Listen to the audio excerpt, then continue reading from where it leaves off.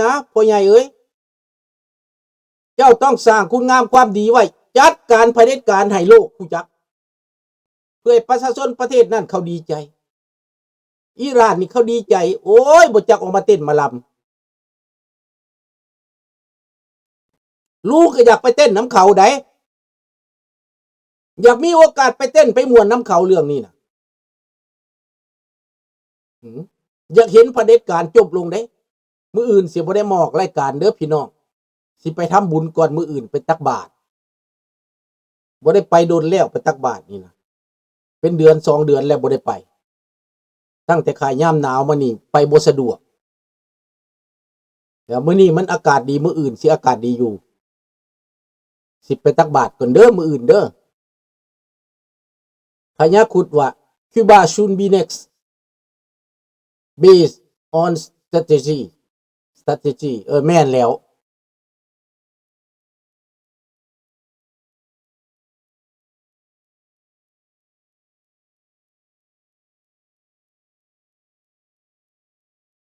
สมัยพระอริยเมตไตร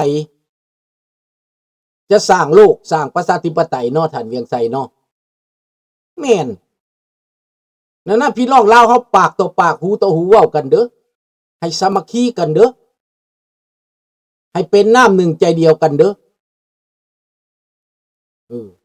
ให้ฮักให้แพงกันให้เป็นก้อนเป็นหน่วยให้มีน้ำใจอันประเสริฐ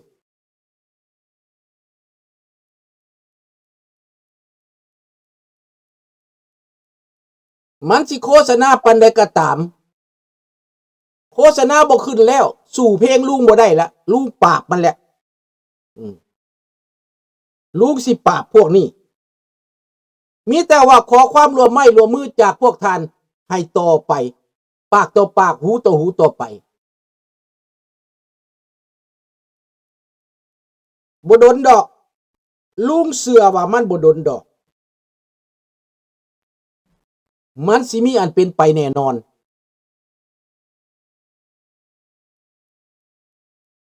เป็นหยังอิหร่านมันจังเสียไวเพราะว่าอาวุธอเมริกามันทันสมัยเขาบ่จำเป็นลงพื้นดินซ้ำใส่แต่ทางอากาศนี่เจ้ากระดับแล้วเอาจัก2 เดือนนี่นะถ้าลมอยู่หันบ่ให้กินให้อยาก2 เดือนนี่นะมันสิไปได้บ่ต้องลงพื้นดินให้ประชาชนอิหร่านเฮ็ดเองเดี๋ยวนี้เขาเอาอาวุธไปประกอบให้เอาไปให้ชาวเคิร์ดชาวอิหร่านที่ต้องการอาวุธต่อสู้กับพวกนี้เขาไปฝึกไปแอบให้ละเขาเข้าไปแล้วแทรกซ่อนเข้าไปภายในแล้ว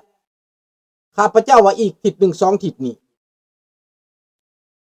คือจะจบแล้วพี่น้องมันจะจบเพราะว่าอเมริกาต้องการให้มันจบไว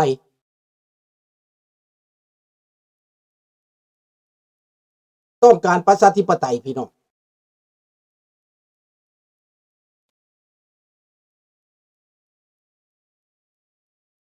ประเทศอิหร่านนี้อาวุธที่เพิ่นเชื่องไว้ใต้ดินหั่นนะขุดอุโมงค์อยู่เพิ่นว่ารอดแล้วแต่อเมริกาถมทั้งคนถมทั้งอาวุธเอาB2นี่นะยิงลูกบัก20,000 ปอนด์ลงไปฝังคนทั้งดินเลย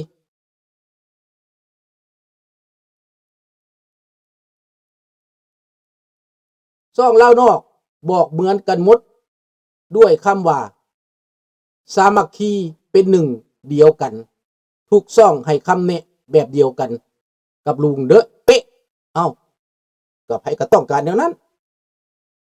เจ้าพยักให้เฮ็ดแนวใดเจ้าบ่สามัคคีเจ้าสิได้หยังคนลาวนอกเขาบอกหั่นนะ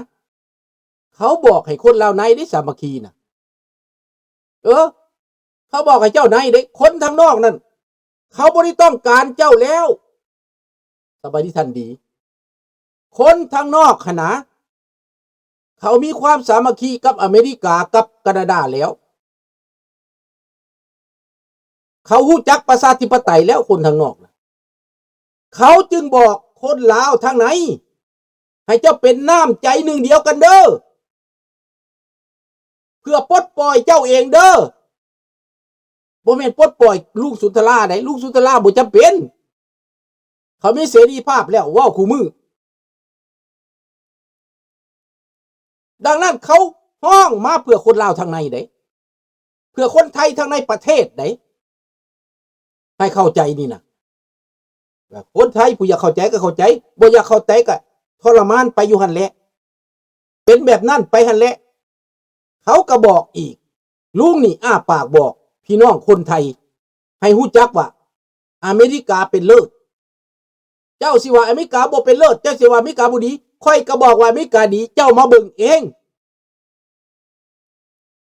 อันเจ้าว่าอเมริกาบ่ดี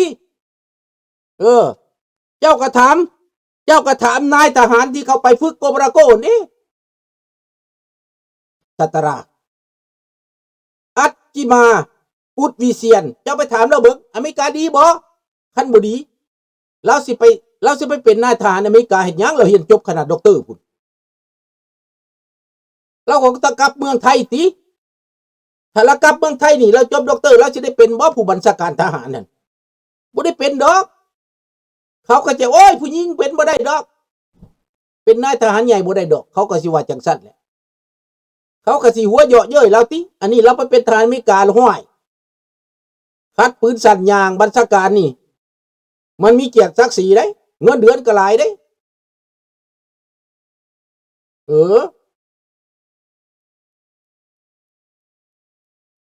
อ้าวก็สามัคคีตัวมันสิมีความจำเป็นหยังเจ้าบ่ฮู้จักลาวนอกเขาสามัคคีในเรื่องการเมืองในเรื่องประชาธิปไตยพุ่นเขาไปเลือกตั้งนั่นแหละเขาสามัคคีความคิดต่างบ่ได้เป็นหยังแต่เขาไปเลือกตั้งเขาใส่นโยบายเขาใส่กฎหมายพุ่นอันนั้นแหละความสามัคคีเห็นบ่แต่เขาคิดต่างได้ในต่างประเทศเจ้าเราบ่เข้าใจเจ้าคิดว่าสามัคคีนำกันเมียกับคนเดียวกันกินก็กินข้าวคำเดียวกันบ่แม่นไดตาราเถียงกันได้แต่ว่าสามัคคีกันยามไปวัดเขาก็ไปมือนี่ไปถ้าไปได้ก็ไปเบิดวัดมืออื่นนี่นะอันนั้นแหละเขาสามัคคีถ้าเรื่องส่วนตัวเป็นอีกเรื่องนึงแต่เรื่องส่วนรวมนี่เขาเฮ็ดนำกันเจ้าสิดูถูกหยังเจ้าก็เบิ่งเอาแหละเจ้าเห็นหุงจักเทื่อเลยเจ้ามีแต่เถียงอยู่นั่นแหละต่อว่าต่อขานอยู่นั่นแหละเจ้าบ่จักบ่ความสามัคคีเขาได้ฆ่ากันบ่อยู่ในนี้นะเขาบ่ได้จับปืนไปยิงกันติเจ้านี่ก็ได้เขาเว้าไปฮู้เดียวกันอันนั้นแหละเขาสามัคคีกันนะเขาต้องการอเมริกาบ่ทุกคนมักอเมริกาก็แสดงว่าเขาสามัคคีพวกใดบ่มักกับพวกนั้นบ่สามัคคีถ้าบ่มักอเมริกาก็เมื่ออยู่ลาวคำบ่สามัคคีพวกมันอยู่อเมริกาแม่นพวกมันสามัคคีกันหมดแหละมันอยู่อเมริกาหั่นน่ะอ้าวเจ้าสิฮึกปานนั้นพุ่นบ่ฮึกปานนั้นโอ้ยเนาะบ่จักฮอดความสามัคคีบาดนี่บ่จักสิเว้านำเจ้าแล้วเอาบ่จักว่าความสามัคคีเป็นแนวใดความสามัคคีเนี่ยนะปฏิบัติตามกฎหมายเลือกตั้งเอาประชาธิปไตยเคารพรัฐธรรมนูญบ่เป็นปรปักษ์ต่อประเทศบ่ใช้อาวุธมาเห็นหำหันกัน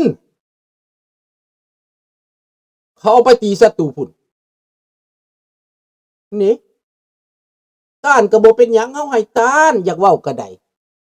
อันบ่เข้าใจกันมันหนวกไปหั่นแหละฮึกไปหั่นแหละมันหวังฉลาดอยู่หั่นแหละคนในโลกนี่เขามีจักล้านจักแสนเขาอยู่นํกันได้จะสิว่าบ่สามัคคีจังได๋เป็นร้อยๆชาติอยู่ในประเทศอเมริกาหั่นน่ะจักผิวดำผิวขาวผิวแดงสามัคคีกันหมดแหละเป็นกองทัพอันเดียวนั่นแหละสามัคคีน่ะเห็นต่างได้แต่ว่าเพื่อประเทศแล้วเขาเป็นอันเดียวกัน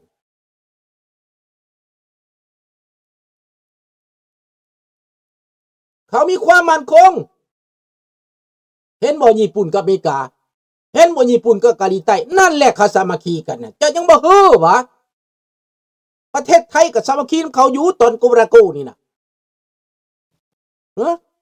หรือว่าบ่แม่นบ่ค่อยบ่เห็นว่าทหารไทยประพิษกับทหารอเมริกาตอนนั้นฝึกกุบราโกก็บ่ได้เห็นได้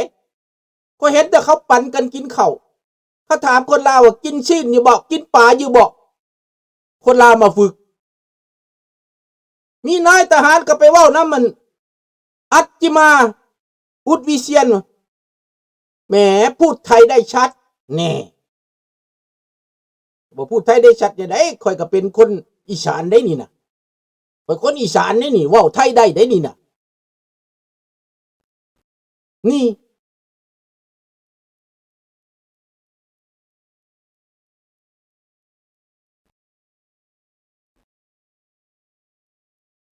นั่นแหละความอิจฉาบางเบียดความเกลียดชังผู้อื่นบ่เข้าใจผู้อื่นก็เป็นแบบนั้นแหละคนสายตาสั้นเขาว่าคนสายตาสั้นบ่จักความสามัคคีเป็นแบบใดความสามัคคีเนี่ยเขาบ่ได้เว้าความเดียวกันแต่ว่าบัดเขาลงเสียงอันเดียวกันเขาโหวตให้ประชาธิปไตยเด้เขาบ่ได้โหวตเอาเผด็จการอันนั้นแหละเขาสามัคคีกันน่ะเขาบ่ได้โหวตให้คอมมิวนิสต์เด้เขาต่อต้านคอมมิวนิสต์เด้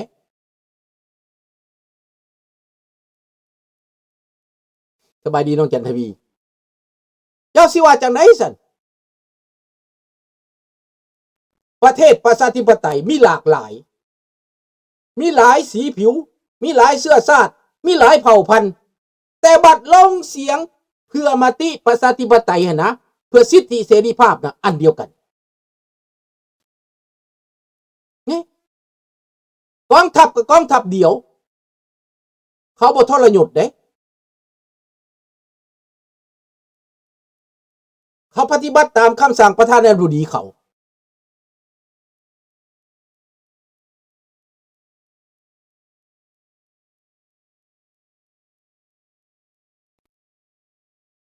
อ้าวคำถามนิดเดียวก็บอกให้เข้าใจนั่นแหละบ่ค่อยสิบ่เข้าใจเจ้าเว้ามาเจ้าว่าคนลาวนอกบ่สามัคคีกันบ่สามัคคีกันได้เขามีวัดมีว่าเขาบ่ได้เกิดสงครามกันนั่นแหละเขาสามัคคีเขาเบิ่งแย่งกันเขามีกินมีอยากเขาไปมาหาสู่ตื่นเมื่อเช้ามาเขาก็ว่า good morning เขาบ่ได้อมขี้แควให้ปากเน่าปากเหม็นเด้เขาว่า good morning ขนาดลุงนี่ตื่นมาสบายดีอยู่ทุกมื้อน่ะสวัสดีครับอยู่ทุกมื้อน่ะนี่สิให้เว้าจังได๋อีกนั่นแหละสามัคคีนั่นโอ้ยเจ้าก็ได้ตัตราเจ้าก็ได้แต่เถียงเจ้าบ่ได้อยากฟังเจ้าก็มามีแต่อยากเถียงพวกเจ้าบ่เข้าใจจักเทื่อคันเจ้าเป็นนักเรียนเจ้าได้คะแนน0โลด0โนตเจ้าบ่ได้ฟังเบิดปีไฟไหม้เล่าเข้า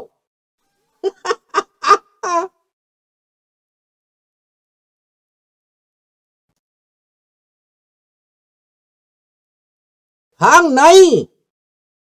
เฮาก็สิคิดว่าเขาบ่สามัคคีก็บ่ได้ลุงเว้าเพื่ออนาคตตอนนี้น่ะความบ่เข้าใจน่ะนะให้มาเข้าใจฮอดยามแล้วเป็นอันเดียวกันที่ลุงเว้าหั่นน่ะฮอดยามเปลี่ยนแปลงแล้วสามัคคีกันอันนั้นแหละความสามัคคี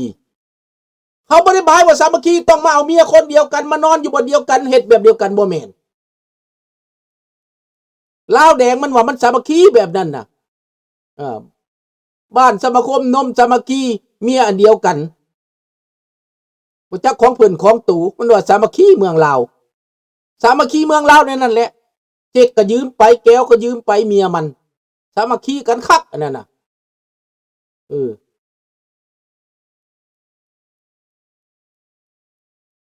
บ้านสมาคมนมสามัคคีนั่นมันเป็นแบบนั้น